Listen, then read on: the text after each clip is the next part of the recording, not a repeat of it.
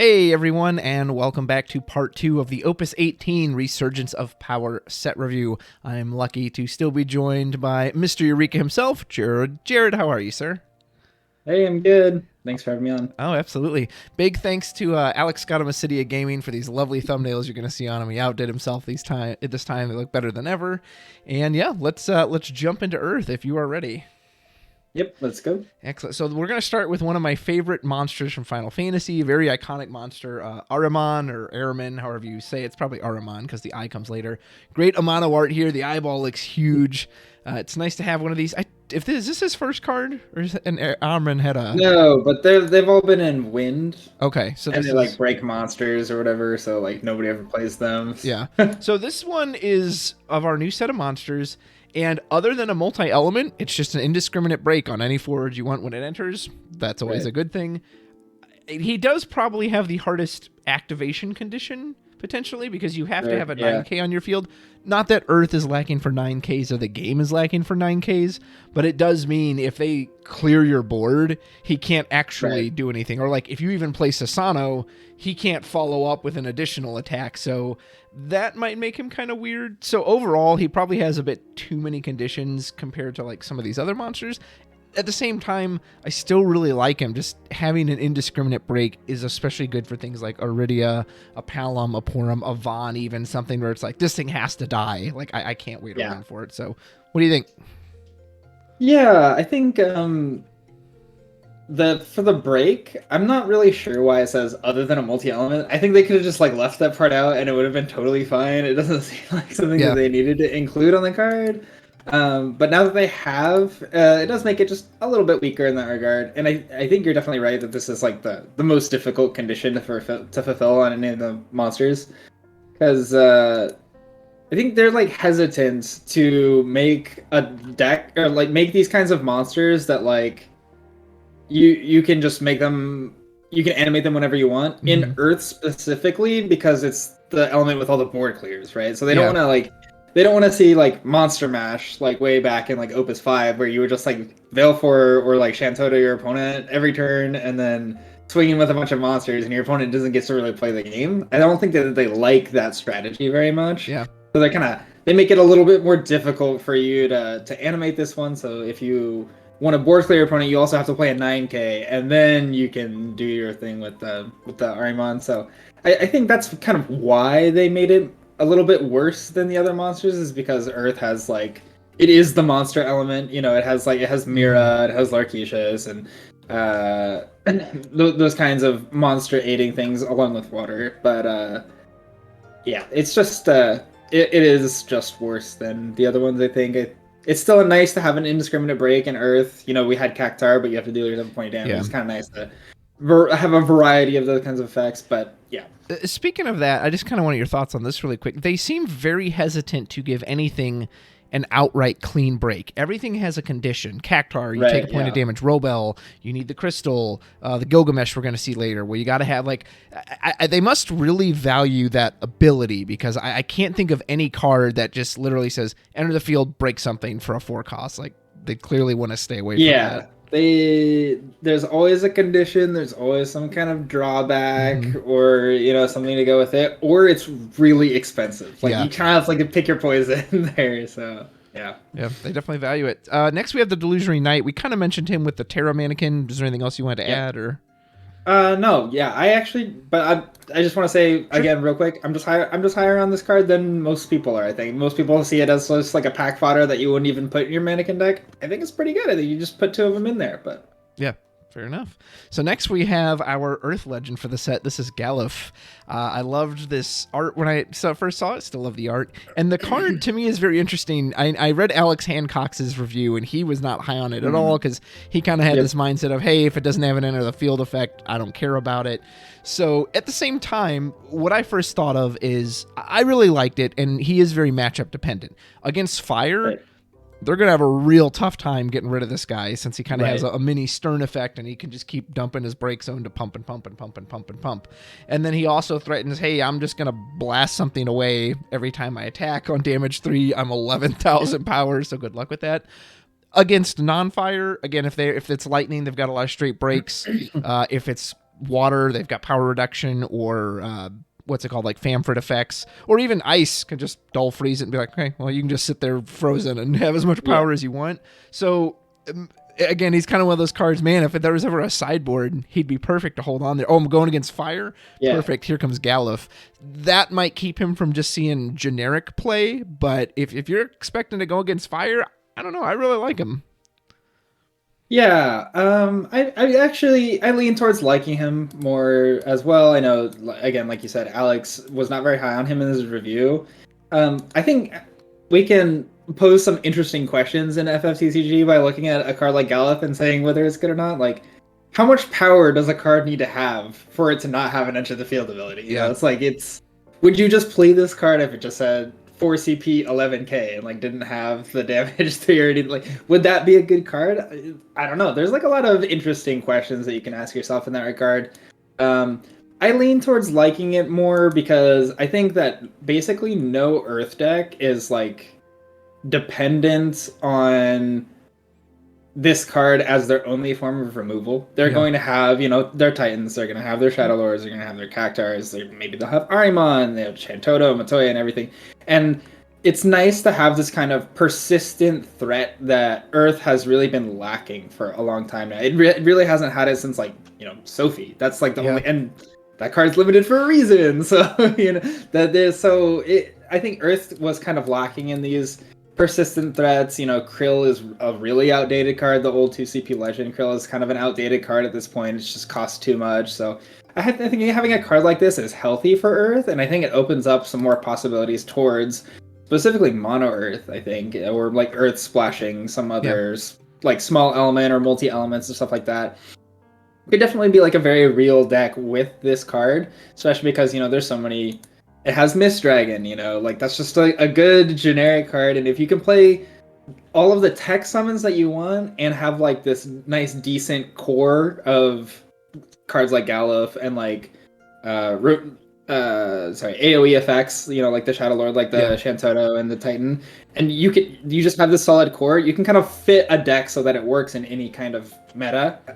And I think that it's important to have this card in particular with the other group of cards that we have in order to keep it nice and well-rounded. So I don't expect to see it like right out the gates, like putting up these big numbers as one of the heavy hitters. But I'm very surprised if this card just like didn't see play at any point. It seems so good to be good at some point. Yeah. Well, and I appreciate the straightforwardness of it. A lot of Galuf's cards, they like to give him these wacky conditions. Well, he's broken, but he's not broken. So it's nice to see when it's just like, I'm just a beater. Honest. Yeah.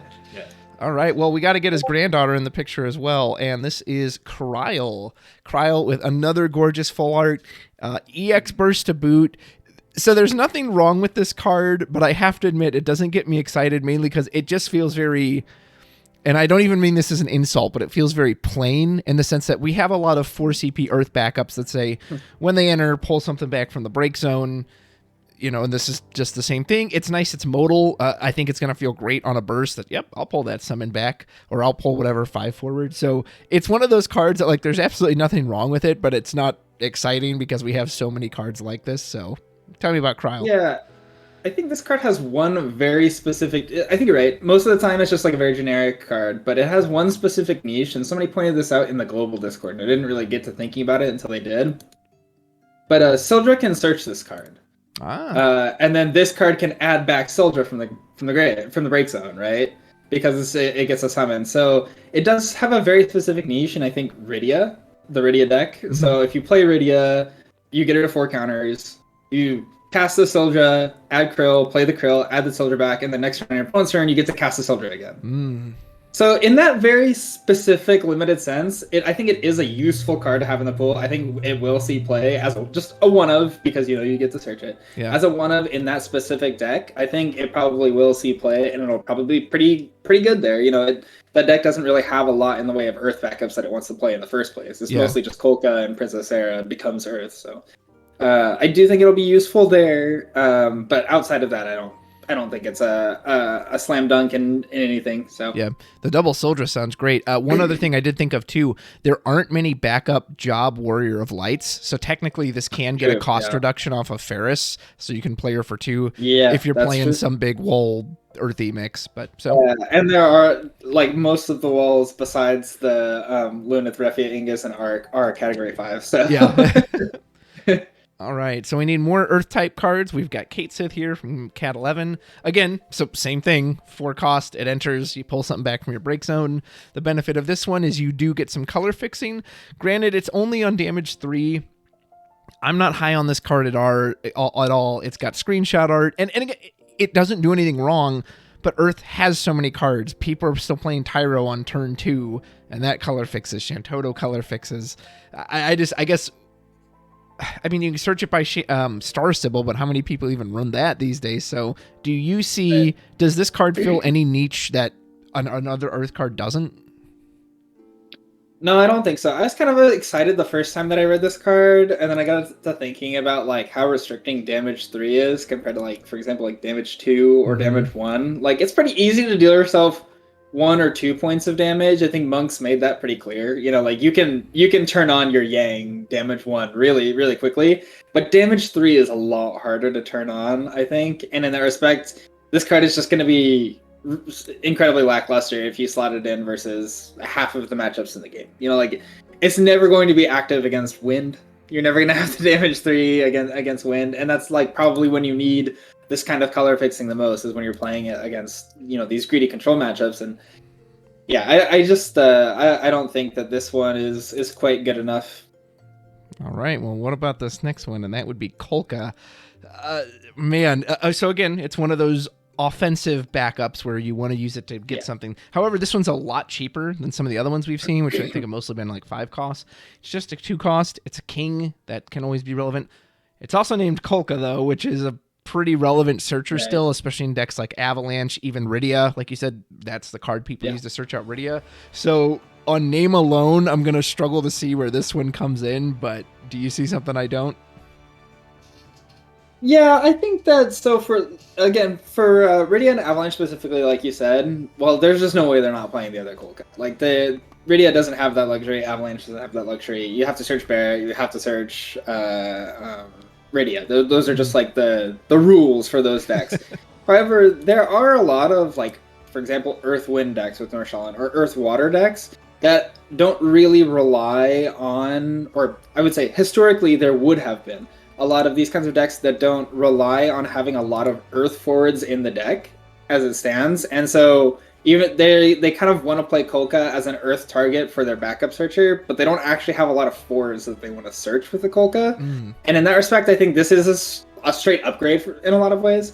The other thing is just like, you know, it's kind of important sometimes when you're playing Earth Wind or whatever to just have these kinds of backups, because if somebody just goes like, okay, well, I didn't draw any backups, or maybe I don't need backups, you know, I'm just going to play Alcid Zero Miss and you're going to die. You know, like these are, you kind of need these kinds of effects in your deck to really make it work sometimes. And so I think we are going to see this card pop up a lot. It kind of reminds me of the Nash that we were talking about in Wind, where it's just like, well, this card is definitely a card that we'll see play at some point. I don't know like what the deck looks like right now, or if it's going to be this meta, but like it can be searched by Sarah and by Norshalan. I'd be very surprised if we didn't see it pop up. Yeah, I wonder if retainers would have any use for it, where, they're getting me early here, pitch the Gladiolus, you know, blast something. Yeah. Interesting. Yeah, we'll see where he goes. All right, next we have Seraphy. Lovely full art here. I'm not really sure what to think about this card. It searches Tama on demand, which it could be the new forward one, but it also searches a backup. That's not terrible. Well, I drew nothing good. Turn 1 Seraphy. Let me go get that backup if you were still running that backup. And then it can get its gem counters if it hangs around, which eventually lets you draw a card. It's a very weak body, though, so again, they can very easily blow it up with a Brynhildr or almost any kind of removal. So it's one of those weird cards. I don't think there's technically any bad text on it, but I also have no idea where you would use it. Even if you were some reason playing WAF, like, I don't know, that old Seraphy had a burst and it let you recur your rain, so part of me almost wonders if you'd still play that. I don't know. What do you think of Seraphy?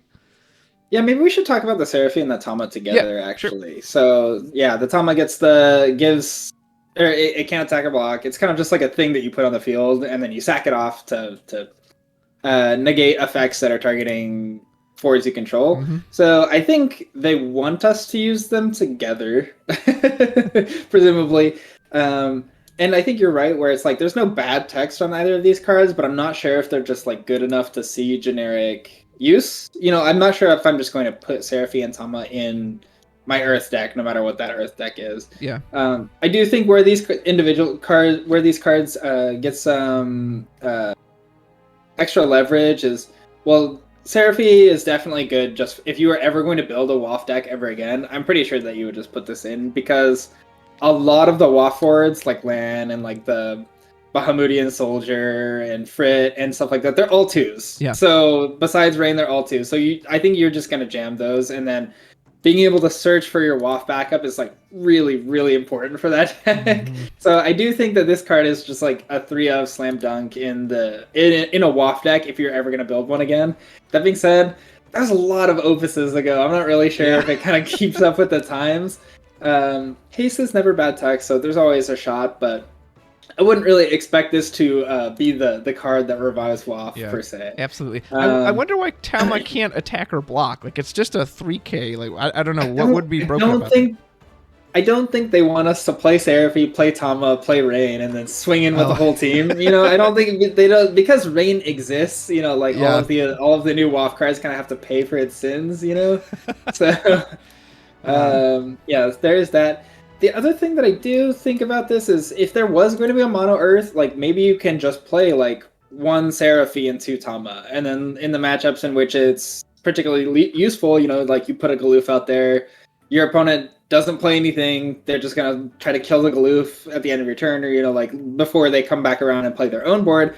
If you play Seraphie, play Tama, then they're like, well, I have to fight through the Tama now to kill the Galoof, and if I don't kill the Galoof, then it's gonna come on board, that kind of thing. So I think this package does have its uses, and it really doesn't take up that many slots. It's like, I think just 3 slots for a very minimal investment, pretty high payoff, especially when you run so much searching and recursion like Earth does. I think it could also be potentially useful in the Rydia deck. Surprise, surprise, you got to get the Sophie to 10k, you got to protect the Rydia. Seraphie and Tama do work very well with that kind of game plan. Now, maybe you just play Tama. Maybe you don't need the Seraphie in that, but it is another option for the Rydia deck at this point. And I do think Tama is it's kind of like Oron or like Minwu in that regard. It's just a lot easier to put out early because your opponent can't choose it. Well, there's no restriction on removing summons from your break zone to make it work like Minwu. So I'd be surprised if this never cropped up, but I don't think it's quite as powerful as some of the other stuff available in the set, is probably where I land on it. Well said. So we talked about the Tama as well. It's appropriate you mentioned Orin and Minwu, because this next card is, well, not quite those, but it's the same kind of like magnet-y effect. So this is Daisy. Yeah. And she has a very interesting text in that she's just going to absorb all the damage that is dealt to other forwards you control. And her special, I totally misread it at first. I just assumed, it's 3,000 power. It's like your generic. No, it's actually 30,000 power. So she, my friend had pointed out, she can technically solo eat a Sasano board wipe. That she'll come in, they'll all receive damage, then it all goes to her, and then she'll die, of course, but you just basically blocked your board. Of course, she becomes a big beefy 10k when she gets to damage 3. It's a really cute effect. It's interesting. Do you know, is there anything that gets through that? Like, does Kuchaspel turn this off, or Adelard, or anything like that? Or is it always... No, because it's not blocking the damage or modifying it in any way. It's just transferring redirecting it. Yeah. Okay. So then in that case, again, it kind of like Galoof, maybe really good against fire, that she basically, it's kind of like an Orin in that way. Hey, you're gonna Cyan Cleave, you're gonna Brynhildr, Bahamut, it's all got to go to me. I'm gonna take it all to me. Maybe that becomes annoying, but it's also not quite the same in the sense that they don't have to choose, so it won't do as much against break effects or non-targeting effects. So I kind of put her in the same camp as Galoof. Maybe there's something between those two, that she's on the board, and I think it will give fire a lot of trouble. But other than that, I don't know. I think it's more just fun than super useful. Yeah, I'm not particularly high on this card, but I do think it is it's really cool, right? So just and also just like plus 30k is just so huge. It's like way bigger than any other forward, that we've ever had. I think before that would have probably been Prish would have been the biggest forward that you could ever get, but now this is gonna break all of the Wolves Den records, for biggest forward. So there is that, but yeah, I think that this is basically a strict downgrade from the like Charlotte kind of ability. Like your opponent must choose this is a much better kind of bodyguard ability than this is. This is kind of like a straight damage tank, and the trade-off is, like you said, she could probably soak an entire Sasano by herself. Yeah. But yeah, I don't think it's that great of a card. I would be I would be happy to be proven wrong because I think again it's so cool, but I'm not really seeing it. So I have a story for this next card. This next card went up to the ticket counter and it said, "I would like one admission to Opus 17, please." And they said, "Tilica, this is Opus 18. You missed it." Oh, crap. This card is like, I was kind of wanting something like this for the crystals where you could technically get like continued generation off of one card. And, it's not free. You got to pay for it. And it's on a forward too. That makes it. But what is this doing in Opus 18? Like this card should have been with all the crystal stuff. Why is it one Opus too late? Like, I think it's fine for what it is, but it's just that, I guess that's all I could think about is like, why is this coming out like 3 Opuses too late? Go ahead. Yeah, I don't know. I couldn't tell you, to be honest. My best guess is just like I think they thought that Robel was a good card. I thought they thought it was going to be like a fantastic, great card, and it just kind of wasn't because Earth has so much problems making crystals that you like had to play it with blue cards. So I guess maybe this is kind of like their reparation for seeing how poor Robel's performance was. Perhaps kind of give Earth another way to make crystals or potentially make multiple crystals, but yeah, too late for me. Not as good as the other Tilica either. So some of my teachers would say better late than never when you turned in a late assignment, but not for this card. You're a bit late. So this next card is very interesting. This is Nio, because there was a lot of back and forth. Oh, it's an Avalanche operative in Earth, which is what they want. They wanted an Earth Avalanche operative backup. Oh, but what about the text? Well, funny enough, when the full set got revealed, we're going to see her shortly, there's another Avalanche operative that just says, completely forget about this girl. Why would you bother? But while she's here anyway, I have to admit, to me, if she didn't have the job, I would think she's beyond useless. Like, Opus 5 Momodi is cheaper to give something brave every turn than this thing. Yep. And then you can give something a job. The only thing I can think of where that would actually be worth spending the CP on it is Madame Edel, where you can go, she's also a soiree. Sure. Now you can't even get her with anything. But beyond that, soiree backup line, though, if you're playing all 4, that's 4 of your backup line. Usually people will do a Thoradin or a Tyro or a Shantota. Like, do you really want to put her in as the 5th one? So, like, I don't know. And again, with the Pult card we'll talk about soon, it just made this entirely irrelevant anyway, so go ahead.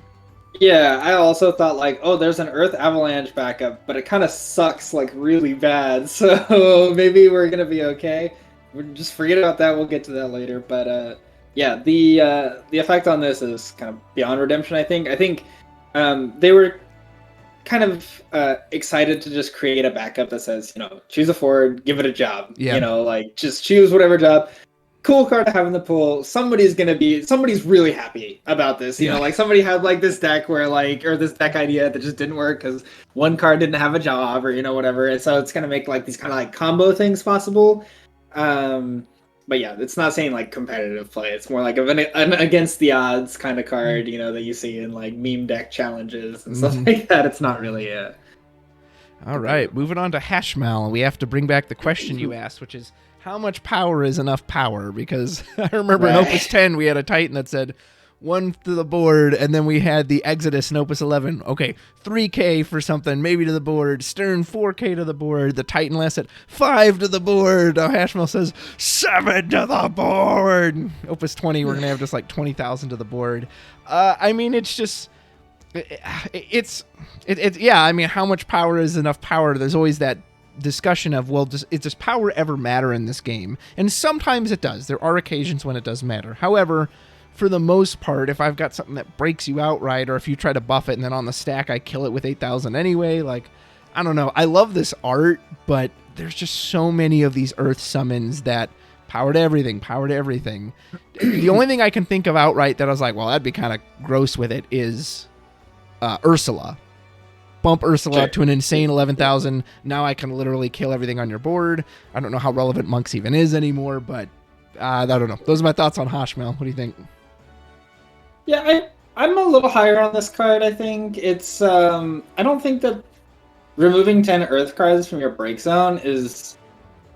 In the late game, it's not difficult. So in the late game is when you're most likely to get, like Sasano'd or whatever. And in that regard, the 7k boost wide is something that's kind of on the table for those like mid-late game pushes. But even just as a 1 CP boost 7k to one guy, I think that's a useful card to have. I don't know like how high of a priority it is to slot in any of these decks. Like the alternatives are cards like Carbuncle, where it has EX Burst draw card attached to it, and like stuff like that. Which it's kind of difficult to say. Where if like you were playing Rydia, well, yeah, 7k bump isn't bad, but you could be playing Leviathan, which has it has EX Burst draw card. You know, it's like it's kind of hard to justify this one over other ones, and so in that regard, I'm not sure that it's better than its peers. As a strictly like Earth card though, that you're not cheating out, or whatever, I wouldn't be surprised to see this pop up every now and again, especially if you're playing those kind of slow value cards like protect your Robel, protect your Galoof, protect your. We're gonna get to Riku in a little bit, or protect your like Barret or your Avalanche Operative or whatever with this card. I kind of wouldn't be surprised to see it with those cards specifically. But yeah, I'm not sure that like 7k is necessarily like a new like power line to be thinking about. It's just like it gets big. Don't worry about the exact number. It's a great point. Next we have the Geomancer. That's a standard unit set, so we'll go past that. Here you have Polk. So this is the Avalanche Operative worth talking about. It's exactly what you would want if you're an Avalanche player, which is just gets you back any operative from the break zone, even includes himself. So if you have 2 copies early, happily pitch one, you can pull it right back and then pitch it later for something else. Gets you back Barret, which is, of course, your all-important card, which makes everything function. And then he even has an action ability to put himself into the break zone for a small buff, which potentially you could then play another Polk later. Can Barret get back forwards, or can he get back any Avalanche Operative? Not sure. Let me check that real quick. Yeah, because if he can get back any, that means technically Barret, you could like do this to bump him, keep him alive, pull it back, play it again to then recur another copy of Barret if you needed to. Yeah, you can get any Avalanche Operative. So, All right, so yeah, it works with that too. I mean, just... I will say this because I know a lot of people probably hate Avalanche and like, oh my god, more Avalanche. I'll say this though, if they're going to keep pushing the late game decks like Win the way they are, then I think they need to keep pushing the aggression early deck Avalanche. Don't get me wrong, it makes me sick too, but it needs to keep up with that other stuff. And Polk is exactly what they want. What do you think? Yeah, this card's amazing.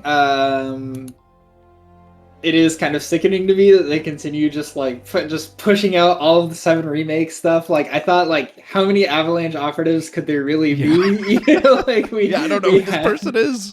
Yeah, we had a full cast, and like they just somehow we got like 3 new Avalanche Operatives this set. We had one last set that I didn't even know existed. It's like, oh geez. Yeah, when Opus 15 came out, I was like, oh man, somebody at Hobby Japan, they really like Sky Pirates, and I just had no idea what was coming in our future. Yeah. We would just get new Avalanche Operatives every set. But yeah, you can search this with Elfie too, so you can like turn 1 Elfie, turn 2 Polk. I'm pretty sure that with this card and with one of the multi-elements we're getting to later, Billy Bob, who's also an Avalanche Operative, I'm pretty sure that now Avalanche just has like late game staying power at this point too, because you can just have Barret recur Billy Bob and Billy Bob recur Barret now. So I think you can play it really quickly, really fast, and you can also play it kind of like mid-range and kind of slow, because you just never run out of Barretts anymore. So, yeah, I'm kind of disgusted. I'm not looking forward to playing against Avalanche. All set again for a whole new set. So, but yeah, this card's amazing. It just won't go away. You know, it will go away quickly though. Is this Berserker card or Beastmaster? It's just kind of pack fodder. Yeah. Any thoughts? This card is not even good in draft. So, yeah. That's not where you want to be. But what about our one-eyed eyeball tree here, Mr. Yumcax? I will say, you know, you can warp him in. He's like a beefy body. He takes reduced damage. I do find his damage 3 effect strange. Like the Brave makes sense, but he then has to die to draw a card, which is kind of weird. I don't know. I would have thought maybe if it's on entry, kind of strange. I mean, I don't know. Maybe it's a tree thing. Yeah. You know, like, you wouldn't get it. It's a tree thing. But again, probably not going to see any constructed play. Just kind of a maybe a good draft card. Fodder, maybe a draft card. Yeah. All right. Moving on to Riku, who I know is one of your favorite characters from 10, if not possibly your favorite character from 10. This is wrapping up our Gullwings with their super dress sphere transformations. And this one, okay, Earth backups can produce CP of any element. It works with multi-elements, which if she could stick around means you can keep recurring over and over again. Again, there's another card where I don't think there's anything wrong with that text. Does she do anything, though, that a bunch of Earth cards already don't do? Do you see a place for Riku that I am not seeing? Because that's how I view her. Well, I think it's easy to compare this card to Nicole, from like 13 or first or second. Yeah, it's a 13 with the same set as like Sarah Mobius and Sophie, where it's like you play a multi-element, you draw a card once per turn, 2 CP 5K. So it's kind of like a 0 CP 5K as long as you can play a multi. I think it's a little misleading. There's like a few factors that I think make this card a little bit better, which is one, you get to add back a card instead of draw a card, so you like know exactly what you're getting back. Whereas when you draw a card, you don't know exactly what you're getting. You just feel like you have to do it because it's value getting left on the table. Yeah. So it's kind of easy to miss with those kinds of effects. Whereas with Riku, it's just like, well, if I don't need, or if I don't want what I'm getting back, I'm just not going to do it in the first place. So it's a lot easier to get or a lot more difficult to get like jebaited by your own cards when you're playing this. The other thing is that this card is in Earth rather than Water, and Earth has a much better pool of multi-element cards. So it has the same access to Earth Water stuff, but also, you know, you have Earth Fire. There's the Botch that we're gonna get to. You have like Fran, Tifa, Iris. These are all like just stand out, you know, Earth cards. All the Earth Lightning cards. We're gonna get the Billy Bob. There's Regis. There's Noctis. You know, so I think, you know, maybe there's like an Earth. Flash all of the play all of the Earth multicolors, and that kind of like with Riku as the focal point here, and Riku kind of makes it work, you know. And sometimes you can play those multi-elements by, you know, discarding one other of the right element when Riku's on the table, or, you know, with Shantoto or Tyro when Riku's on the table, and sometimes it's just going to work with the Riku. So I think it's like, if you're gonna play this Riku, you don't just like splash it in your Earth deck that's playing a few multi-elements. You gotta have to build an entire deck around it. Yeah. But maybe that deck is good, you know? Yeah, good point. Well, sir, I think we've ground out all the things we can from Earth. Let's see what Lightning's got in store for us. Yeah. I get it. Hey, hi-yo. Hey, you're going to need a ground, too, because these lightning bolts, you want to disperse those. Not this first one. That's a red mage. He's our standard unit discard, so we'll move past him. Here we have Aphmau, who I really liked the forward version of her from the last set, or the set before, where you could just do it turn 1, get yourself 2 backups. That was really nice. This one is oddly restricted, so it's a reveal 5, the cursed mechanic, but then it only gets 2 costs or less. It is characters, but I don't know, man. I've missed on too many reveal 5s in decks where like it's a guarantee you're gonna hit it. So this, I just can't, I don't know, unless there's a place I'm not seeing it. Her damage 3 effect is nice, that you can play something right to the field, but I guess I just prefer the other Aphmau to this one.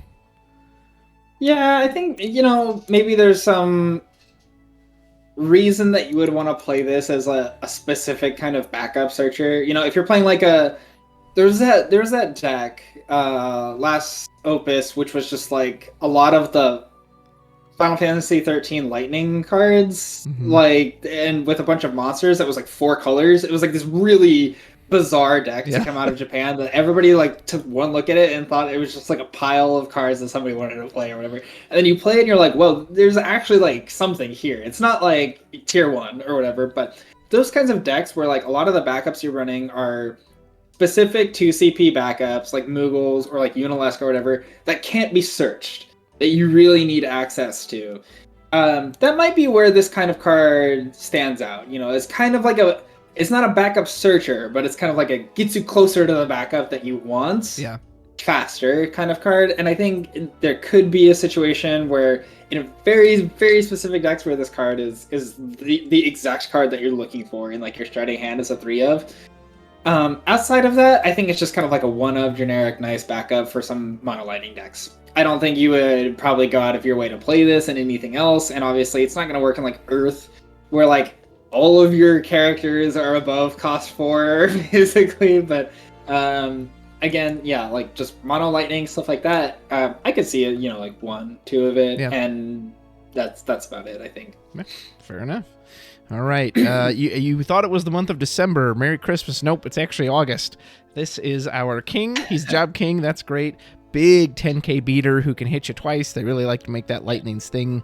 I don't think on an outright level it still replaces Behemoth King for like your double damage needs, but what makes this guy so cool, he is clearly meant to follow up a board wipe, whether it's your own or, well, I guess it has to be your own so you can cast him, but so you board wipe everything off the field, boom, he comes down for free, and now you're just left with this big body. I don't think you'd ever really want to pay 6 for him. Maybe if you could like cheaply haste him or haste him with an allure or something, maybe then you wouldn't mind. But again, if you're going for the double damage thing, I think Behemoth King is just superior in all circumstances, except that, hey, he is clearly, you cleared off 3 forwards, here he comes down for free. I really like this card. I like the full art. I don't know how... It just feels so situational that it's going to line up. I've got the board wipe and I've got the August in hand. Here it goes. Probably going to feel great when it happens, but I don't know. It's hard to see someone taking a slot for him, though. Yeah, I think there's a couple of things that this card has going for it. Like you said, you know, board clears. You know, you board clear your opponent, play a free 10k, you know, like, I think the best situation is like you play like Garuda comes in off of Warp, which we'll get to in a little bit, but Garuda comes in off of Warp, or like you Titan, or you Shadow Lord your opponent, kill 3 things, free August, boom, I have a board, your board's gone. You know, that's kind of what the card is looking to do. In terms of just like small synergies for the card, you can search it off of Claris. That's kind of useful, and so because Claris also searches Rampair, and Rampair is known for these big swing turns where you kill like a bunch of things. You sack the Rampair to Kane kills a guy, Shantota comes in, Shantota kills a guy, kill another guy somehow, I don't know, figure it out, you know, and then you get the August for free, you make these big boards, and then maybe you Alua and kill them, or, you know, something like that. Yeah. Useful card to have in the pool. Is it going to do more than that? I don't know. It is 6, so it's like a 0 cost that has 6 printed on the card, so it is good for cards like Fusoya, but like we're getting to the point where those kinds of cards are just so outdated. It's kind of difficult to imagine a situation where this is just going to be like really, really powerful. But it would, again, this is one of those cards where it'd be cool to be wrong. It feels so good to play a big beater 10k for 0 that it would be cool to just play it in different random decks. I think I will say the other thing about this card is you don't necessarily have to play Lightning and play this card, because it's kind of like got that Bane thing going on, where because you're playing it for 0, you know, it's not really a big deal if there's something else. So maybe it finds its way into, you know, like a mono Earth deck, or you know, something else that is doing a bunch of clearing.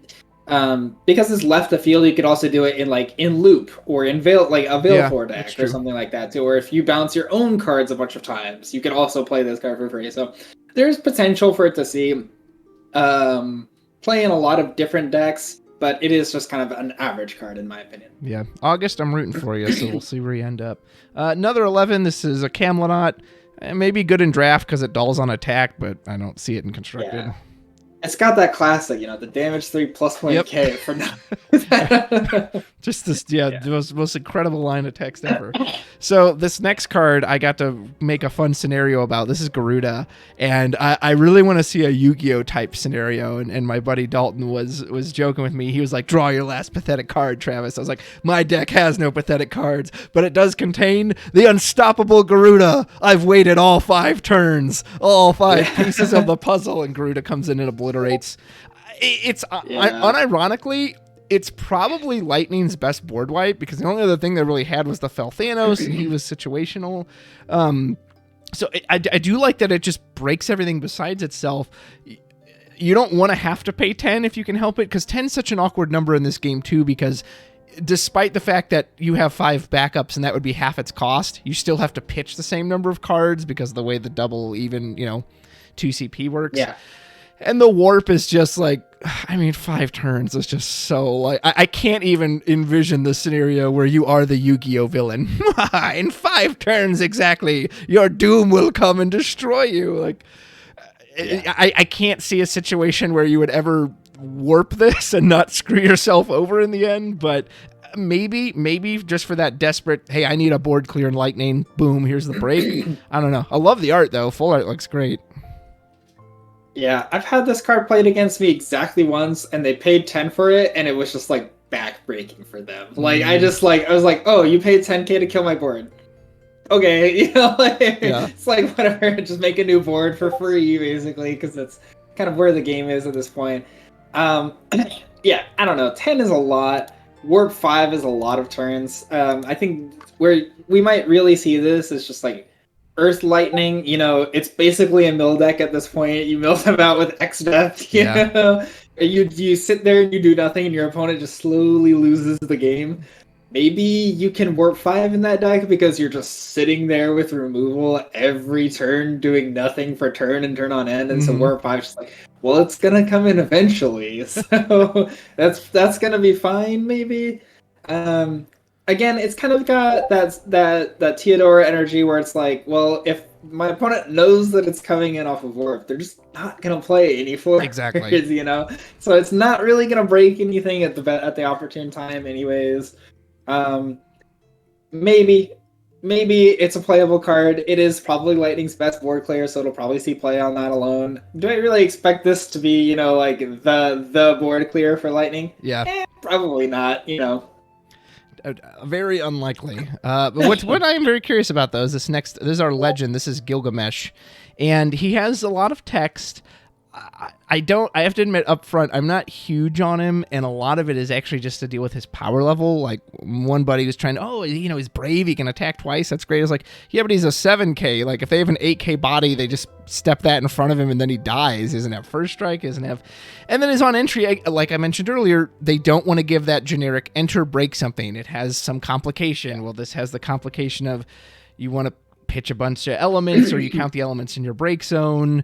Maybe great in like the Gilgamesh Brave XVIII deck where you're already playing a bunch of elements anyway. Maybe if 2 costs are still as prevalent as they have been, maybe you actually don't need that many. Maybe you're happy to just have 2 elements. So in that sense, maybe I'm underrating him, but he also doesn't get the attack twice till damage 3. Maybe if he had that baked into him initially, I'd like him a bit more, because it's like you could be early aggression. You're 1 forward, clear it out, boom, boom, I just whacked you twice right away. So I'm not super high on him. I do like the artwork, but another one I'd love to be wrong on, but I don't know. I'm just not feeling this card. Yeah, I think this card is criminally underpowered right now, and I'm betting that we're like all of the restrictions on this card are gonna make sense later. We're gonna, because we're getting a 4-element card like next set or whatever, right? So that if that card is just in your break zone, this just turns the Gilgamesh into remove 1 card from your break zone, break a guy, basically, because that's 4. So I think this card is kind of suffering for the sins of design space in the future. So they're gonna, if they make like a 4 or 6 element 5 element card or whatever, he kind of has to be tuned to adjust for that, otherwise he could potentially be too good in the future. But right now, looking at him, is like, well, this card is just unplayable in 2-color decks, basically, because that's just not good enough. I think again, maybe there's this Riku multi-element deck that like plays all of the elements. Maybe he could find a home there, but it does seem a little underpowered right now. Speaking of underpowered, maybe overpowered. Matter of fact, he's going to have all the power. This next card can get up to 15,000 power, maybe 17 when all the price is right. Here we have Cypher. Right. Normally, I would call this like very specialized art. Normally, I really like the specialized art, but I'm kind of in the camp that, I don't know, there's just something funny about his face. Like, something with his face just looks kind of weird to me. So, really great if you are into self-damage. You know, if you're into, you're playing it with a monk, you want to deal damage, you're playing whatever. Right. And technically, his buddies, Fujin and Raijin, I guess let's just talk about them all together here, that Sure, yeah. they technically want to be on damage 3, right? Because they give him a bunch of power. And if it all comes together on damage 3, this Cypher has 15,000 base power, and it can't be chosen by summons or abilities. Whoa, bonkers, right? However, it's not like it does anything when it attacks. It's just a big body. And in this game, a 15,000 power forward does as much damage to you as a 1,000 power forward can. It's 1 point of damage. Yeah. I haven't tried him out yet. I do want to try him. However, I did hear from someone that like it was the first card they tried to test out, and they're just like, it just doesn't really do what you think it will do with the Fujin and the Raijin. And Cypher is another one of these cards. Maybe it's just Category 8 in general that like they just always... It's like they over-design him. He can never just have a generically, he comes in, he does this thing, or he does what. It's always like, okay, well, if this aligns, and if this aligns, and if this aligns. This is probably the card of his I've liked the best, but I feel like that says more about his other cards than it does about this one in particular. Sure. So, Fujin, Raijin, tell me about the package. Yeah, this seems like the best Cypher, for sure. I think dealing yourself a point of damage... That is positive text at this point in the game. You know, we're way past the whole like, well, is it really worth taking a point of damage? Yeah. We're so far past that. Deal yourself a point of damage, you get the EX burst, boom, awesome. You know, great stuff. I was playing against Richie Albion, one of the Australian players who really loves Final Fantasy VIII. He immediately made a deck around this card. He was playing it just like he just played like a I'd guess 30 EX deck with this, and like. Cypher comes in, deals himself a point of damage, you know, hits Remora or whatever, and I'm just like, oh man, you know, like it's kind of got the same vibes as like the old Fire Water kind of thing where you played all of those EX bursts in there with Axtra or whatever. I think it's got the same kind of energy as that deck does, you know. The problem is just that like these individual cards, they're really not the payoff that you want them to be. You know, there's nothing wrong with the Fujin and the Raijin, but you know, they don't get their effects until damage 3, so your opponent has like if you can surprise your opponent and they don't know that they can't put you on damage 2 or whatever, because once you're on damage 2, the Cypher is going to deal you a point of damage and you get a damage 3.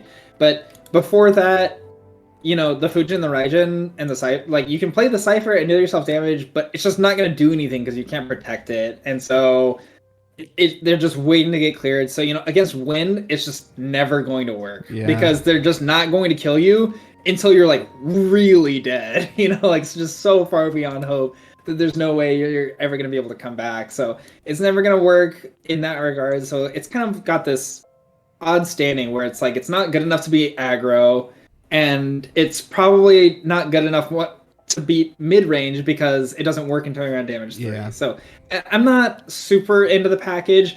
I will say it is a lot better than I thought it would be. I thought it would just be garbage, and it's better than garbage, but it's not for me. I don't think. They're gonna put that on the marketing for it. Better than garbage, Eureka. Quick, Balam Garden's in trouble. Call the headmaster. All right. Well, we'll see if Sid Kramer can come in here. This is very interesting in that I like this design space, and I hope they do more like this in the future, where it's not really multi-element, and it's not really CP of any color like it is for its specific category, but it's not just a generic Tyro or Kate Sith or whatever that says, hey, you get whatever you want. It says, no, I'll reward the 8 stuff. And so I do like that. I mean, 8 has just been such a struggle category forever, so I don't know what you use with this to pay it off. Maybe Laguna, maybe you do the old Opus 13 Laguna, maybe the new Squall, maybe some Renoa, maybe the Cypher. Like, he's a really cool idea, and hopefully in the future he'll actually have something he can really support, because right now I just don't think there's like the 8 package to support it. Yeah, I'm mostly in the same boat. I'm like, I took a look at the 8 cards, and I'm like, well, like if you're playing like Mono Lightning with this card or whatever, you can play like Fire Squall or like the Ice Renoas. Like, those are just good generic 8 cards that you would want to play in any deck, so you might as well. But then, like, when you look at the expanded pool, you're like, well, I just play Ice Lightning and not play anything off color, and it wouldn't be a problem at all, you know? So, I don't know. I agree. I really think that this is in a good space, and, you know, there's always people every set, or like I would say every week, there's always somebody who's like, I want to make a deck around my favorite game. Mm-hmm. I think that this is a great card for those kinds of players. Like you can make it some janky pile work if you want with this card. It's not going to be competitive. You're not going to win your locals with it, even, I don't think, but you can play kitchen table with it. Yeah. And it's very important to have these kinds of cards. I think this is one of those cards. Now, who knows? Maybe there's some crazy deck that's going to come out, like the Final Fantasy 13 deck was last set or whatever, that relies on this kind of card. And AFMAO does search it. Yeah. Search in quotation marks, but who knows? I don't have my hopes up for it. I think it's just, kitchen table kind of card. We'll see you in class, Mr. Sid. Okay, so I'm of two minds on this next card. This is another Sid, Sophie, our engineer. One mind is that it's just great because at its worst, it's a 2 CP backup, and then at its best, you get it on damage 3 or you hit it on a burst, and that's an incredible value. Mostly, as we've seen with all the Earth cards, it's a 4 cost that gets you back a card because then it makes it a soft 2. Well, since this is a 2, it's a soft 0. So that's one train of thought. And then the other train of thought is I get in my own head about it, and I'm like, oh, but then if you are just playing it for a 2 CP1 early, which means it's just blank, it doesn't have any text, wouldn't it be better then to play like the Black Mage or the Red Mage or these new 1 cards if you're just trying to get an early backup? I know for me personally, I will have all the worst luck and I'll see all 3 of these early or 2, however many. It's like, yeah, I'll never get the big benefit. He is an engineer. Not that anyone's touched engineers in a couple sets. So if that's relevant, that's really good. But so I think it's just the type of player you are and how lucky you are is that if you're going to be able to take advantage of it, this dude's a slam dunk. And if you're like me and you're not, I don't know, maybe it's better to have a 1 cost. Yeah, it's good to have a nice volume of EX bursts in your deck. When you can, this card fits in there very nicely. Sometimes you're gonna get the lucky money EX burst damage 3 Sid Sophia EX burst and be like, oh, perfect. Just like awesome, completely great. Sometimes you're gonna look at it turn 1 and be like, wah. But that's just kind of how it goes. Yeah. I wouldn't expect anybody to play 3 of this in their deck or whatever, but I wouldn't be surprised to see most or a lot of mono lightning lists or lightning X lists just sprinkle 1 or 2 over here. So that's fair enough. Well, we need more engineers in our life. So next we're going to go to his granddaughter, Cindy. And this card's, it's so strange, the text to me, that I'm wondering if there's some hidden thing to it, because it's just, okay, well, you dull to dull a forward. Well, there's plenty of cards that do that. But this one also deals you damage up to a certain point. Right. So I'm like, so is there some aggro deck where you bring her in and you're using it to push their guys out of the way, and then you're also setting up your own X-Star trigger or damage 3 Sid Sophia or whatever trigger? Yeah. Was she just designed with her grandfather in mind because they were like, oh, well, they're both 15, so here, we'll set up the damage? Is there some other thing to it? I don't know. I'm not 100% sure on it. I don't know if you even play this in the engineered deck over the old Earth one, but I don't know. Yeah, tell me about Cindy. Yes, I do think in the engineer deck, if they're kind of trying to focus us into wind lightning maybe for that. But I'm not a connoisseur of engineers. I'm not familiar with the dark magic, so I'm gonna leave that up to my engineer friends. But yeah, so I do like the design on the card where it's like, well, yes, dealing damage to yourself is a benefit up to a certain point. So it's like, yeah, up until your damage 4 trigger or whatever, you can deal yourself damage, because damage 5, damage 6 is where it's both where things start getting dangerous to you, but also where the juiciest damage triggers come in. You have that RNA, everything is getting haste, or you have those, everything is just so good on damage 5 at this point. So I think that this is a well-designed approach. In terms of individual card power, do I expect to see this pop up? Maybe there is with the Sid Sophia, there's the Sid of Clan Gully and all of these EX burst lightning backups and EX plenty of EX burst summons and lightning. Maybe there's some kind of EX burst lightning focused deck that would make good use of this card. But do I really expect to see this card show up honestly just dealing yourself a point of damage to dull stuff? And probably not. It's just a little too expensive for that kind of thing. But it is definitely a solid card, a nice card to have in the pool, and there will be some decks that are really looking for this kind of effect that'll be happy to see it, I think. I'll be curious to see where it goes. Next we have Fujin. We talked about her at the Cypher. Here's Herkin, another one of these reactive offensive backups. I mean, I guess... Yeah. I don't know, it just kind of seems I like think this one is like the worst of the bunch. Yeah. Because it has to be cost 5 or less, and it costs 6. Yeah, it's so expensive. Yeah. Okay, let's go on to a better card. And this is Melusine. I'm not 100% sure how to say this. Yeah. It's been a minute since I've played 5, so I don't even remember this character. But I love this Amano artwork. Darling, let me wrap you in my arms. You are so beautiful. Really neat effect that she comes in, just takes over anything of 4 or less if they've got something. Mind controls. Yeah. Now, granted, you only get it till the end of the turn, but still, you're also getting like a body, and it's only 2 CP, so I can see some fun shenanigans. Even if you take something like a Palom, be like, all right, I'm going to shoot myself with my Palom just so you can't get it back. Who knows? Right, yeah. Possibilities are endless with that. And then she's the only one of these monsters that doesn't have an activation cost. You know, she could just do it at any time. I will say, I find her protection text a little strange just because she doesn't present any kind of continued threat. So I'm not sure why you would necessarily feel like obligated to get rid of her, because she just has the entry. It's not like Biblos or a Tomos or, oh my God, if that thing sticks around, it's going to get worse and worse and worse. It's like, okay, well, she doesn't do anything past her entry, so why would I care about getting rid of her? That being said, if you're enlightening and like, hey, this is the card that's going to kill you, maybe it does become relevant. That's like, well, you're going to need a little extra to get rid of her. So, that text is kind of whatever, but just her entry effect alone is just so cool, and the art's so good that I just got to try her. Yeah, I'm really high on this card. I think this is maybe the best monster in the set. Ooh, wow. I think it's really good. I think so. One thing to note about the mind control that I think a lot of people are potentially not thinking about on first glance is that it doesn't give it haste, and you didn't control it since the third turn, so you can't actually attack with the monster that you take. That's a very important thing. So it's just kind of like, it's better than dulling it because they can't activate it or whatever stuff like that. Mm-hmm. You can choose Bismarck, and then they have to do all their Bismarck stuff before blocks, or stuff like there's like small things like that where it is important to take it away rather than just like get it out of the way for blocking.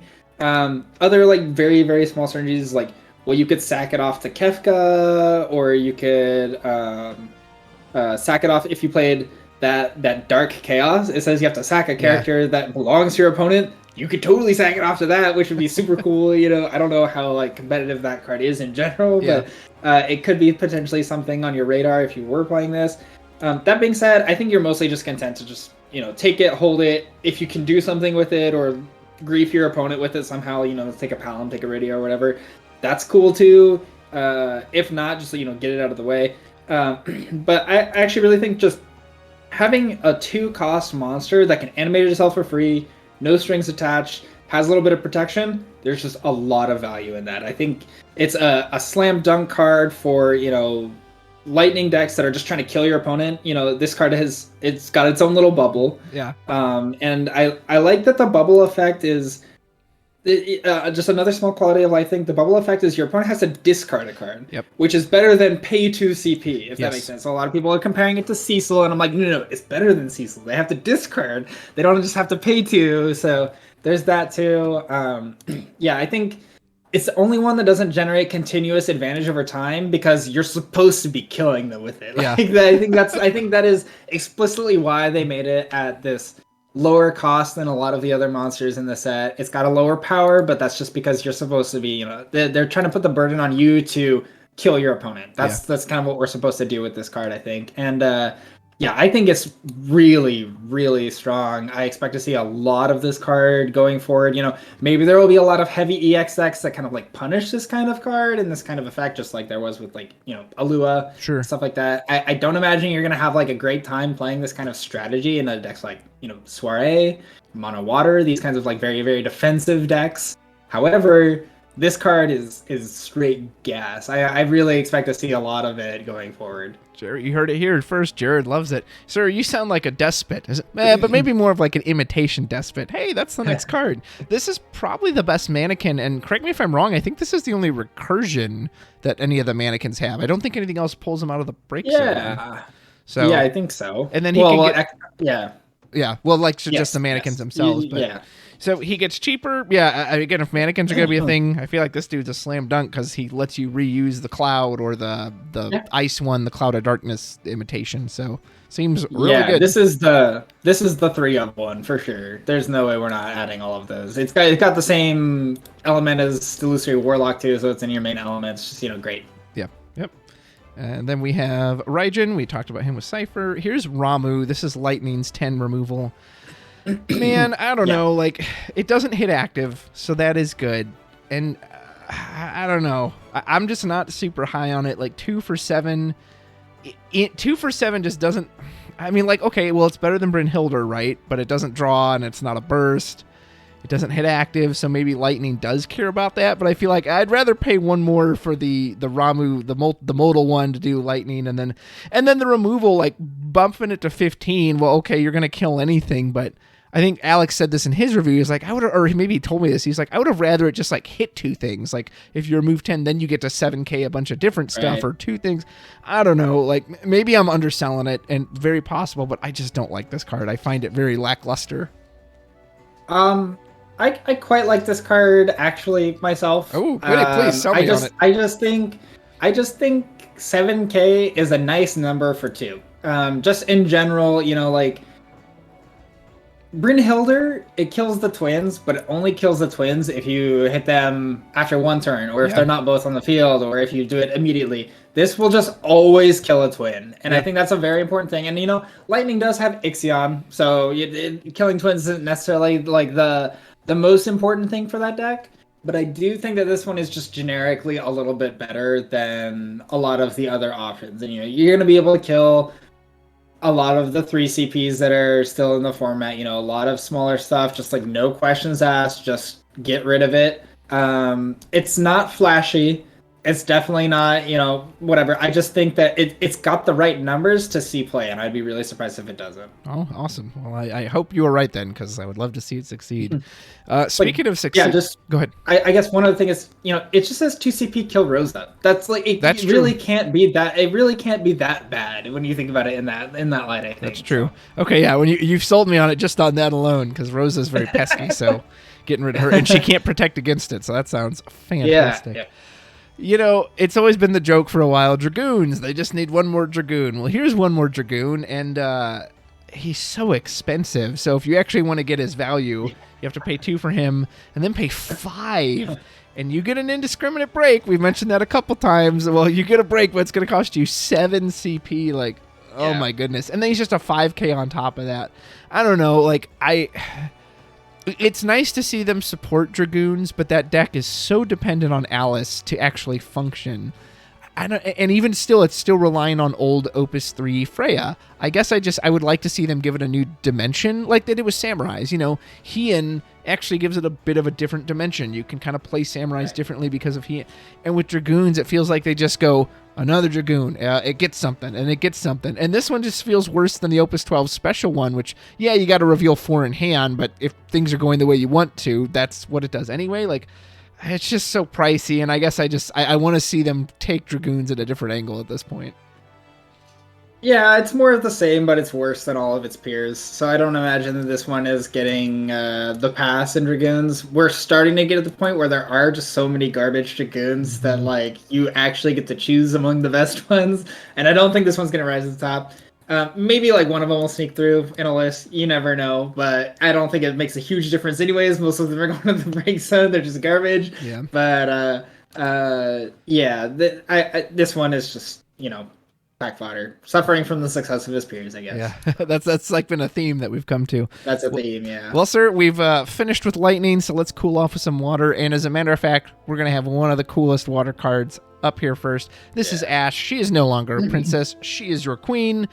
She's an EX burst. She says she costs 6. She really doesn't. If you're playing mono water, she's going to cost 1. Yeah. So she says for 1 CP, minus 10,000 to a forward, which is going to kill anything in the game. So awesome for that. I mean, just if you're playing mono water, I don't think you could ask for a better card than this. It costs 1, it kills anything, and it has a burst for some reason. Just like what, and it's a full art. But what else do you want, mono water player? This card's great. It's 9K. Yeah. It's 9K. Yeah. I'm in the same boat. It doesn't get a modded. It's a 1 CP. Kill, just delete button on anything. Has EX burst. I guess the one gripe you could have is Queen is actually a worse job than Princess in this game. So like you can't search her with Sarah or Braun. So that kind of cuts off a few a few small avenues, with it. But yeah, just a slam dunk card. I think there's some debate about like whether this card is potentially ever playable in like non-mono water, like a fire water deck. I think personally the answer is just no. It only does minus 2k per water backup. It doesn't count the non-water backup, so it's not like Rain where it's just the cost reduction. Like if it counted all of your backups but only got cost reduction from water, then I could see it being potentially good. But because you have to have 3 water backups in a dual color deck just to get minus 6, that's just too pricey for me, I think. Agreed. Well, I know you like heroes, but how do you feel about false heroes? I really like this card. This is kind of my style of mannequin, or even just, I like anthems, so I like a card that gives the other anthems, and I really appreciate the alternate cost for him that, I've got a spare, Shantoto or the Warlock guy, the backup mannequins. Yeah. I'll just throw that out instead and get him out for cheaper. And then some of those mannequins really care about their power level being high, so yeah, for mannequins, I think he's nice. Yeah, I would expect to see 1 or 2. I wouldn't expect anybody to be playing the full 3 copies, but that's totally fine. All right, let's get Ingrid, another full art in here. I was really excited about this when I first read it because, as with a lot of new cards, I completely misread it, and I thought, on entry, nice little break zone clear, pretty good. Well, it's actually when she dies and goes to the break zone. Now, I'm not one of these folks that says everything's got to be ETB, because you can just separate cards into 2 camps then. Okay, ETB, good, not ETB, bad. At the same time, I don't know, 2 CP for a 5K that has to die for its effect, but then its effect is kind of conditional too, like, because you really want the card draw. Maybe you don't. Right. Maybe if you're in some deck where you just absolutely want to dump their break zone in water, maybe that alone is worth it, but ideally you would like the card draw.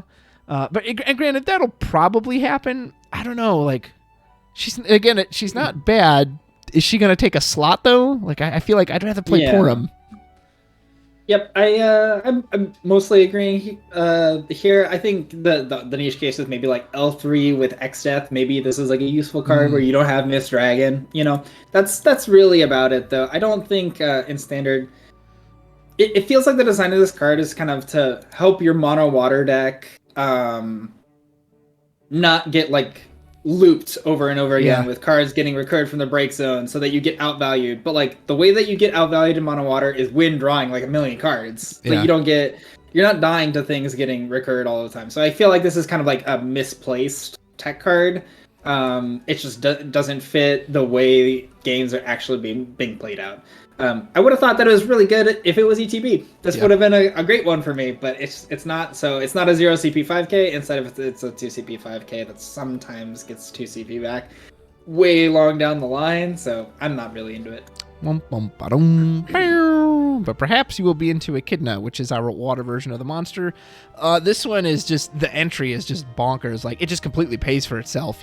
Pitch a summon, put it down, pull back that very summon. Ta-da, I got a 2-cost 8K. And then the summon feeds into its activation effect. Again, great amount of art. I've loved the art on all these monsters. And it technically has the priciest activation cost, because not only do you have to discard a card, it specifically has to be a summon.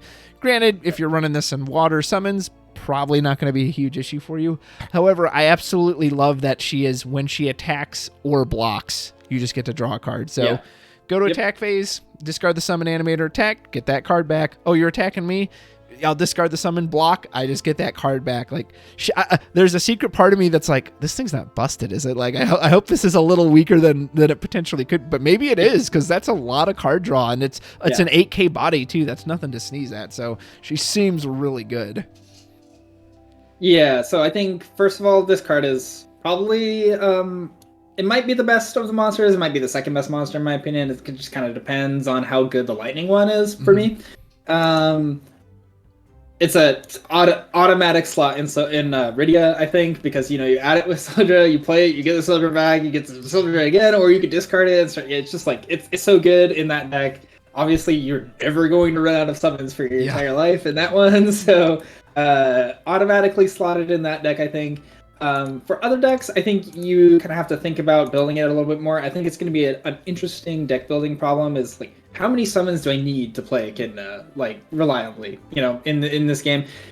I don't know the answer. I'm trying to like figure that out myself because I want to. When I'm building a water decks, like it's mono water this set or whatever, I want to play 17 backups. It's just like the way that I like to play the game. So if I'm playing 17 backups and I'm playing like 24s, there's not that much room for summons, especially when you are also putting monsters in your deck. Like this Echidna. So I think it's going to be kind of a game. Trying to figure out exactly how much. How many forwards you need, how many summons you need. Do you really need that many backups? Are we trying to kill our opponent? Are we trying to defend? It's going to be a game trying to figure out mono water this set and trying to find a way that it doesn't die to win, the way that it can, kill the win decks. It's going to be tough. I don't have all of the answers. I just know that this card is going to make a lot of it happen. There was a lot of when Mono Water Mashri was really good a couple of sets ago, the deck played, 3 Blue Worm because it's just, Blue Worm just says, floats and then deal a damage. And just dealing one that's just really good for Mono Water, because you just have all you have to do is remove their cards, and then when you hit them with monsters, they will eventually die. They can't just remove the monsters beforehand. So they have a Blue Worm and Echidna. At this point, that's 4 points of damage, and Echidna can do it every turn. So I do expect to see a lot of this card going forward, and I think it's going to be quite strong. Excited to see where it goes. Hopefully it's not too strong. All right. Yeah. Next we have Kalmia. Let me tell you the story of as I saw this card, because I read it the first time. I was like, well, this is great. You've got they added all this extra break zone hate in these last sets. We're just going to totally protect our break zone. This card's fantastic. Oh, wait a minute. It only protects it if it's chosen, so it actually doesn't stop Mistdragon or X-Death or any of these big blanket effects. Well, that kind of sucks.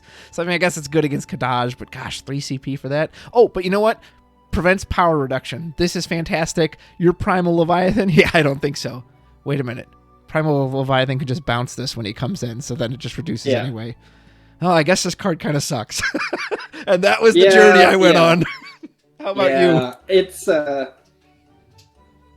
I don't know why we got this card, to be honest. I was like, I think this card could be 2 CP and it would still not see play, probably. So I'm not really a big believer in this one. Absolutely. Especially given a water legend we're going to talk about here in a second. But first, let's go back to Opus 1, Cloud of Darkness. We have taken you. We have reshaped you. You are now a backup. It's the exact same card as the Opus 1 forward, but now on a backup.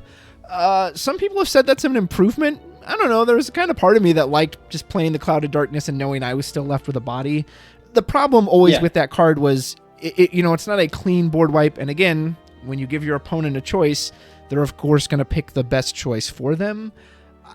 Maybe it is better on a backup. And Water doesn't really have Leviathan is kind of a board wipe, but kind of not. And this is cheaper than him. So I do think you will see play and you'll see people try it. I think it's fine.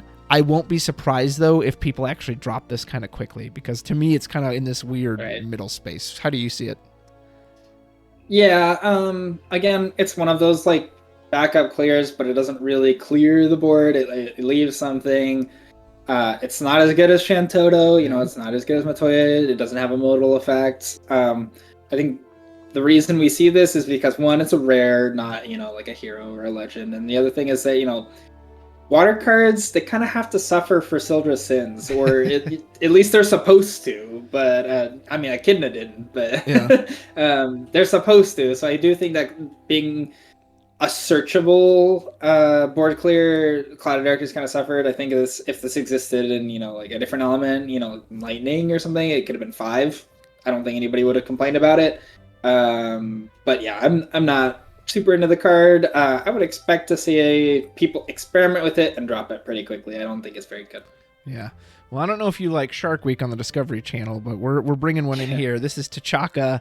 He's the last of our Nakaul. And I have to admit, I like this guy the best. One, his art honestly just really pleases me. It's just this big shark coming to chop you.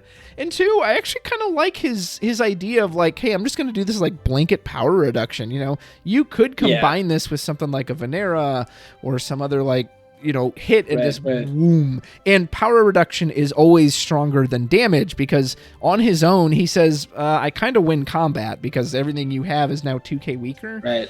I don't know if that's going to be worth busting out your old Cagnazos or if there's some other thing to combine him with, but out of the Nakals, I do like him the best, and I might try to find some place to fit him in, even if he ultimately probably won't stick around. Yeah, unfortunately, I think it would be surprising if this card ever made waves, pardon my pun there with that one, but yeah, I think it'd be surprising. I think it's mostly a draft card. However, in draft, cards that say win combat, those tend to be pretty good in draft, so I do think it's probably pretty good there. Maybe really low power format, something like L3 could potentially sneak through if you're trying to play it, especially a mono deck or something like that in L3. I think it could potentially sneak through as high enough card quality, but I wouldn't really expect to see it even there. Yeah. Well, it's funny you mentioned draft because our next card, which is Noreen, I don't have all the jobs memorized for this Opus, but is there even a princess in this set? Because that makes her terrible. I don't think draft. so. Yeah, so she's worthless in draft. Outside of it, I don't know. There is. I'm sorry. Oh, is there? Who was it? There's Lena. So that's right. It's a legend. Yeah. Good luck pulling that. I don't know. I can see the potential if you get her down early. Sarah, cool. Not only did you now search out Princess Sarah, you're drawing a card. Play the Princess Sarah next turn. Yeah. Now you draw again. She absolutely pays for herself, and then a 9K just beat her is nothing but. I don't know if maybe if it was worded different, if she came in and you had a princess, then she could draw as well. I don't know. It's just, right. I don't see that lining up that I'm going to want to turn one, do this and do the Sarah to try to get, I don't know. Do you see her any different? I don't think that this card is good enough to see play in Standard, but I would not be surprised for it to see play potentially in L3, where just a 3CP 9K, it's nothing to sniff at. That's not bad. It does offer prolonged value. Can you really play a princess every turn? Not really, probably not. The one exception is Althea is a princess, and it does trigger off backup. That is true. You can Althea every turn, and that's pretty good, but that's also not an L3, so you kind of get stuck into this space of I don't think it's good enough for Standard, but it's really only good with the card pool that we have in Standard. So I'm not really sure if there is a good enough princess selection in L3, though. Just as a 3CP9K, just ignore the other text. I think it would just be good enough there, probably. So we'll have to wait and see. But it's kind of got some issues going on. You know what this game was missing was more cards to make me hate Althea. So we'll see if Noreen gets added to that list. Next, we have the Rune Fencer, it was the Geomancer, but he was our water standard unit. Then the Rune Fencer, probably okay in draft, although, man, you got to pay 7 to get that really big power dump, because I feel like 4 is just not going to kill anything these days, so I feel like you have to do 7, but beyond draft, I mean, you're never going to see this in Constructed. Yeah, never in Constructed, never in L3. Draft. I think you'll put it in because, it's a draftable card. Good enough. Is it going to be great in draft? Even that I'm not sure. But, killing an 11K with the double reduction on the same target could be potentially good. Having it split up is nice. Yeah. Next, we have Nadatarasu, also known as Leviathan. So I've seen a lot of opinions on these cards, all over the place. It's, of course, easy to compare it to Amaterasu because that's a summon that can cancel an auto ability. I think, without a doubt, this is the one summon of the cycle that you actually don't want to pay the kicker for, because outside of some niche situations like a Squall's attacking you and that you would want to bounce, generally, if you're canceling an enter the field effect, you don't want to give them a chance to just do it again. So he's kind of funny in that sense. I definitely don't think it compares to Amaterasu because that card kills the forward, and that is huge. So Alex compared it to Fina in his set review, and he made a really good point. Fina just costs Fina herself, whereas this costs, even with a Yuna, another card and the Leviathan. So while I agree it doesn't compare to those, this game is so enter the field heavy and so auto ability centric. So anything else that can cancel an auto ability, even if it's limited to a forward, has got to be at least worth a look. Maybe you don't run all 3, but I feel like you are at least trying some of these. Because, again, it stops your opponent's Leviathan. It stops Susano. It stops any of those big cards you're worried about. So I think it's good. It's nowhere near the level of Amaterasu. I don't think it's as good as Fina either. And but it's still, I think it's a really good card. What do you think? Yeah, I'm basically in the same camp there. I think it's a good card. And I think especially because you can Leviathan the warp trigger. So when warp goes to 0, That's considered an auto ability triggered by a forward. So you can Leviathan it, and it just stays in exile forever. It's just gone forever. So I think you are required by game mechanics to play a certain number of these. If you play water and no fire, you're like obviously you would play Amaterasu over this. I think Amaterasu is just a much better card in general. Dealing 8k is a huge deal to these kinds of things. But this card gets cheaper with Yuna. That's also a really big deal. You know, being able to do this for 2 is really good. And I do think water needs some amount of, you know, this kind of stifling pressure. And I think that this is a great card in that regard. I've tried it with 3. I've tried it with 2. I think I lean towards 2 more right now. I think between Echidna and, you know, Porum and stuff like that, you can kind of get the card back when you really need it. And it's not good enough. It's not as good as Amaterasu, where you just want to cast as many of them as possible either. So more like Fina, I think, more of a 2-of kind of card than a 3-of kind of card, but definitely a card that Water appreciates to have it in summon repertoire. Yeah, absolutely. Appropriate you mentioned Warp, because Renoa is doing one of her best Jewel impressions or something. This is her like angel outfit, I guess. I guess that's why she has blonde hair, because I don't remember. That's right, yeah. She has Angelo Kinnan on, too. Yeah, that's true. It's nice to see that. So this is the cheapest Warp we have currently. It's the only one that costs 1. Still takes 2 turns. I was so hyped when I saw this, because I thought it was the Opus 3 Lena effect. I thought, oh, you pay a cost and pick something in your break zone, but it's removal. So you're paying 1 to warp it in, or if you're not doing that, if you're paying 3, and then you've got to attack on whatever it is you want to get rid of. Really great if there's like a cheap threat you want to get rid of, but when you're starting to pay 3 and 4 and 5 and up and above, then it gets very expensive. Angelo Cannon is cheap, at least. You just pay the other copy of Renoa. You have to show a card, but you don't actually lose it, which is nice. I mean, she's fine. I haven't played her myself. I've gotten to see other people play her, and she felt fine, but I was never blown away by her, so I wouldn't be surprised to see her get cut. Yep, I tried a bit of this card, and I tried it with. I've been playing a lot of different mono water stuff. So I think if you're playing crystals, first of all, you just don't need this card. It's you have Glaciella. It kind of does the same thing, but you like don't have. It's a lot more flexible. You don't have to like warp it. You know, so Glaciella is kind of, if you're playing the crystal strategy, you have Mog 6. You know, you have Glaciella. You have other stuff that is doing kind of the same job as pseudo removal. Then you just don't need Renoa. But sometimes, or maybe you're playing. If you're not playing crystals, you have a lack of these proactive plays.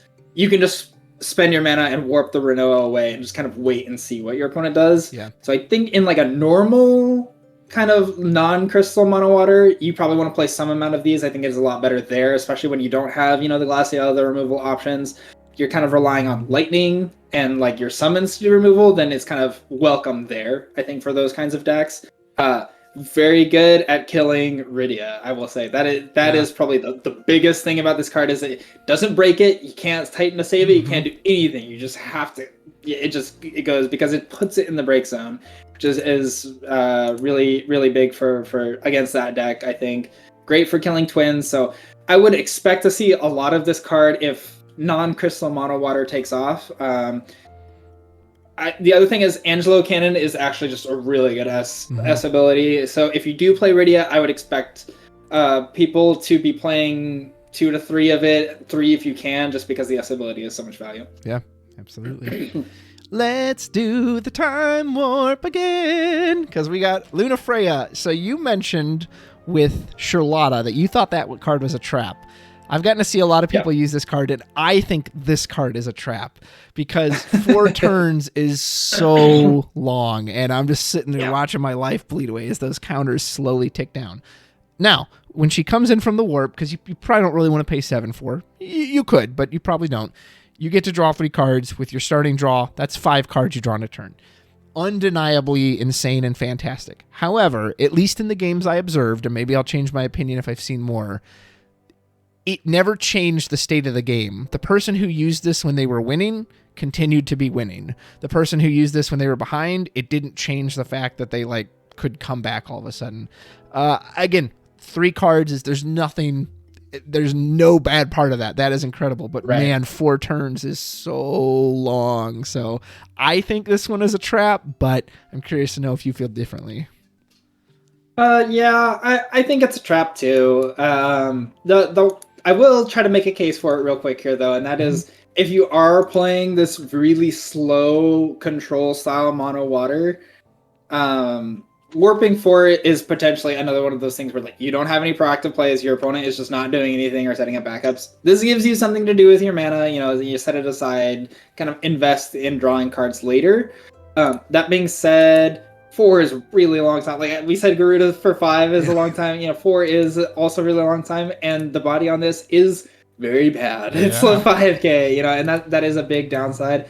The other thing that it does have going for it though is that there's this really cool legend that we're going to get to in a couple of cards called Lena, and that can get it back from the break zone for free. So it could be potentially useful just because it says draw 2 cards. And that's just like kind of turns Lena into remove 12 from the break zone, draw 2 cards. That's pretty good, That's so good.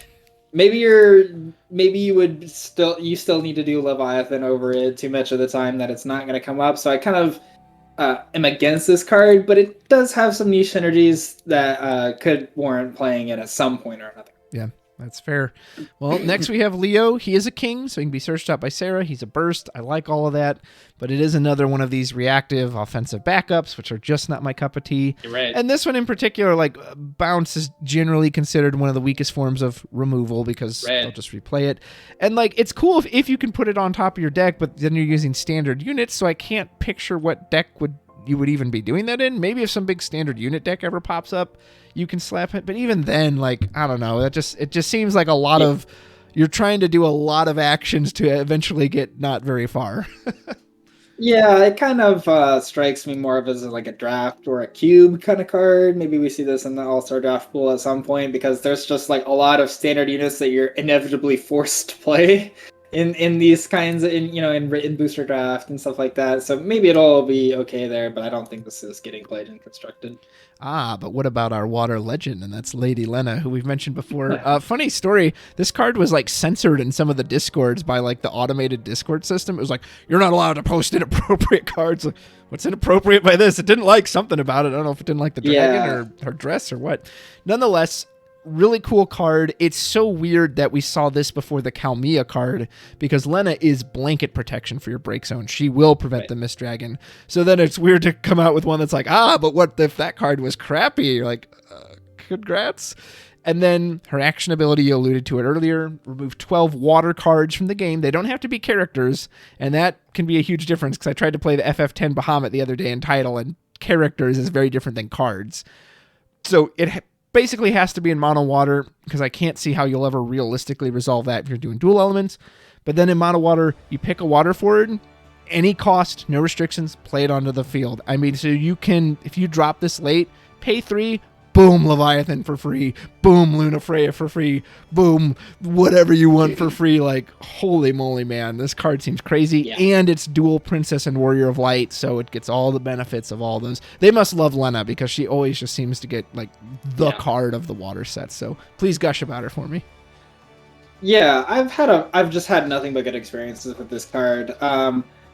You say like if you play it late, you pay 3 and you do this, but like in reality, like water just churns through cards really, really quickly, like almost as quickly as wind does at this point. Because when you're doing Sarah Mobius, flip a card, add it to your hand. You're doing Sarah is gonna get cards from your deck. Mogsake is gonna let you draw 2. You're gonna Sarah for Gordon, and Gordon draws you 2, and you discard 1. Like there's just like so much going on in terms of draw that you can actually just get this card like to 12 active by like turn 4, turn 5. Sometimes it's really not as difficult as I thought it would be, and so because of that, I'm actually a lot higher in this card. I thought it was going to take you a long time to get 12 cards into the break zone, but when you're playing all of these cantrip effects, you're playing Echidna, lets you cycle through really fast. You're playing Blue Worm, these cards that are just cantripping really quickly. It's very easy to get up to that 12 a lot faster than I thought. I've had people be on like 3 backups. We're both on 3 backups, and I'm just like, well, I'll just bounce one of your backups and screw you, I guess. Hit them for more. So yeah, I've had pretty good experiences with this card. I will say, because it takes a while to ramp up and you draw so many cards in mono water, I was putting 3 of this because I really wanted to test it, really wanted to try it out. And by the time it was ever active, I'm usually always drawn 2. So I think maybe, you know, and especially when you play like cards like Merlwyb and you're playing all this draw effect, you probably don't need to put 3 of it in your deck. I think you can get away with just putting 2 of it in your deck, but it's good. I've not had the blanket protection actually come up in a lot of games just because people are so turned off of Mist Dragon at the start of a set. Yeah. You know, it's not a very good card versus Icewind. It's not a very good card versus aggro, and it's not good when your opponent plays cards like is incentivized to play cards like Lena, right? So people are so turned off from it that the protection actually hasn't come up very much, but I imagine it would come up at some point. And it'll be useful, obviously, to protect its own ability, but also to help enable its own ability later. So at that point, you might want to play 3, but I think for now, 2 is just totally fine. Awesome. Appreciate that number insight. So she looks gorgeous, but unfortunately, this next card, Lynn looks like she had a bad night on the town. Like, I don't know what it is about this pose or this art. She just looks like she woke up from she was hungover. I don't know what's going on. I was kind of high on this at first because I was like, oh, wow, that's like pretty easy, cheap draw. But then I figured out, oh, wait, you have to cast a summon that turn. So to me, that kind of just makes it I don't know. Maybe there's some reactivation loop shenanigans you can do, although you're still limited to once per turn. But I've also seen what Chocolate can do when left untouched for a long time. But the counters are also very different than the straight draw, so I don't know. Do you see this going anywhere? Yeah, I mean, I like it. I have a soft spot for summoners. I think that the other Len was like criminally destroyed because of the sins of the previous Len chapters. So I want this card to succeed, but every time I go to build a water backup lineup, and even if I have like, you know, 10 summons in the deck, I'm like, man, but I could be playing like the Geoman, the new the Evoker Power Creep cards, or I could be playing Sarah, Princess Sarah, and like all of my crystal backups and stuff like that. So, you know, I don't know. It's hard. You might slot one of these at some point. I want it to be good, but I think it's not quite there yet. Yeah. Well, let's round out water. I think Aquaman must have been on the design team board because someone was like, we got to push mono water this set. It was the only element that really got that mono love. This is Waka. He's a great card in mono water. He's going to reveal 3. You add any water card, which, of course, if you're mono water means anything, and it has a burst for some reason. And it also looks at category 10. So if you happen to be running some weird 10 colors or in title, for me, because it's my favorite title deck, perfect. Just everything about this reads fantastic, and the burst just makes it, well, yeah, why wouldn't you? Yeah, I mean, I have one gripe about this card. Obviously, everything you said is totally true.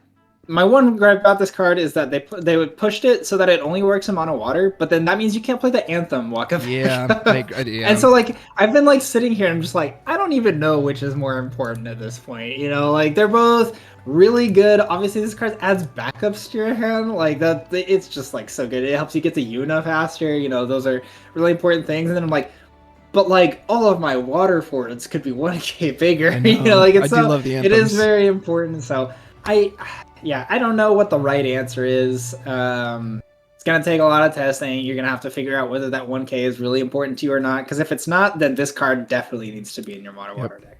Absolutely. Well, that is everything we have for water. 3 elements wrapped up. But don't go anywhere. Jared and I will be back to wrap all this up with light, dark, multi-elements, the whole shebang. So stick around. Jared, thanks for joining me, and we will see you very shortly. Take care. Yep.